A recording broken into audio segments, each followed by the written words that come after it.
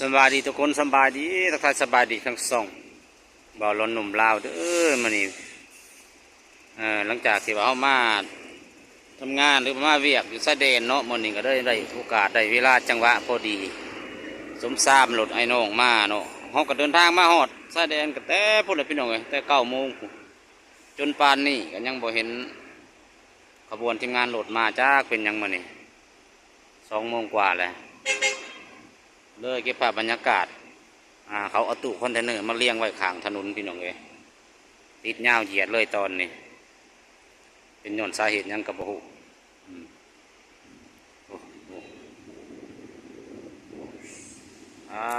โธ่น้องกันทุกคนเด้อผมดึงมาเบิ่งผมโอ้ยาวเหยียดเลยมุมนี้กับพอมุมนี้เนี่ยอันนี้ทั้งในอันนี้มุมทางในเด้ออันนี้เด้อ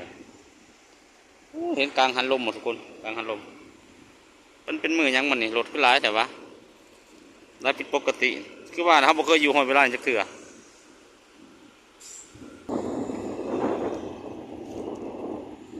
ลมกับลมเด้อทุกคนเป็นลมสิหันมาทักทายสบายดีตัวเองก่อนจึ๊บประมาณนี้เด้อทุกคนเลย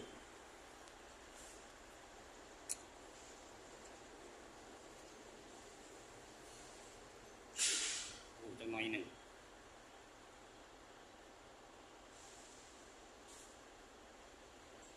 ประมาณนี้เนาะพอดีเวลามันซิงเก็บบรรยากาศมาฝากรถไล่พิเศษวันนี้เป็นยังไงวะไอ้น้องกับบุคคามาจะเคลื่อนวันนี้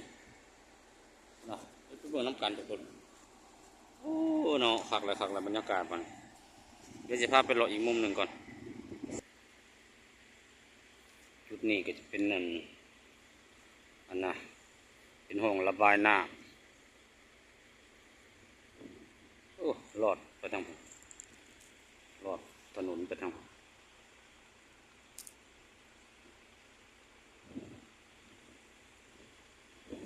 บรรยากาศฝากกัน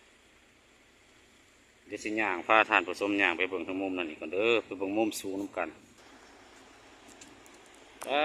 รถบรรทุกผลิตคนหลายครับ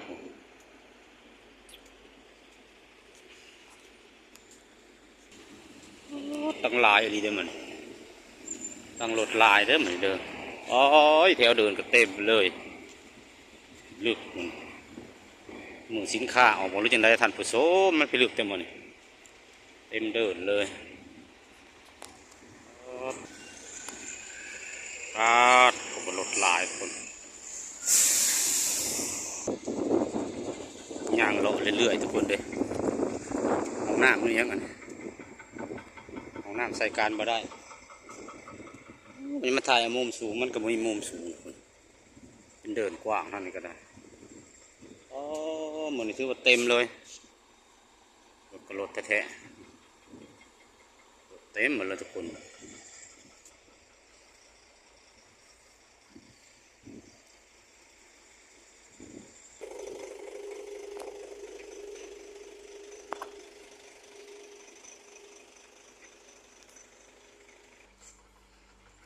โหดว่ารถคนเลยจีจะเลยมันเมื่อรถบรรทุกเข่าคักแน่มันนี่ต่อกิโลเบิดที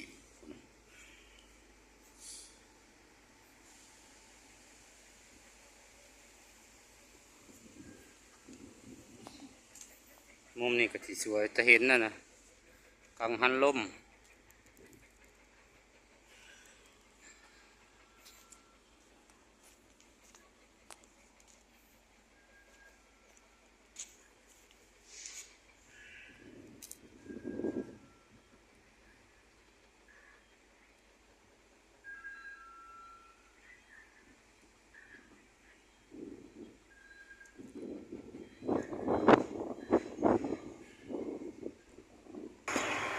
ไปใช้จัดเจ้าน่ะ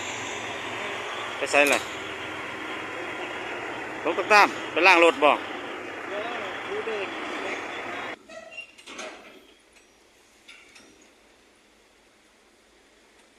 เป็นลำห้วยน้อยทุกคนเป็นห้องนะเป็นแม่น้ำมันไหลออกมาแตะผู้แตะเขาแต่นี่เขาเจ้าหาปลาเสืออยู่เทิงเขาจะใส่เครื่องกันเอาได้ทุกคนเดียวเบิ่งบ่ย่านเว้ยเพราะว่าจุพี่เขาเลือแต่เนาะเลือแต่วิธีของแพมันการหาอยู่หากินเนี่ยเลือแต่ไปลักได้ลักเอาน้ำบึกส่งกูแทงแม่น้ำยังไงรถบรรทุกหลายขนาดทุกคนเอ้ยมันนี่เต็มเดินจะหลด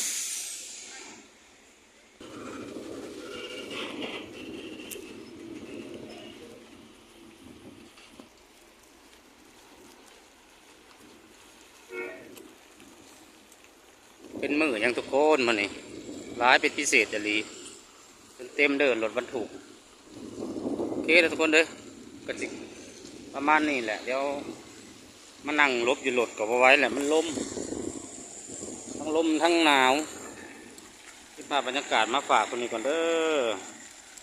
ขออนุญาตเขารถกับเอาไว้แล้วควันกี่ฝุ่นแน่แล้วก็หนาวแน่ลม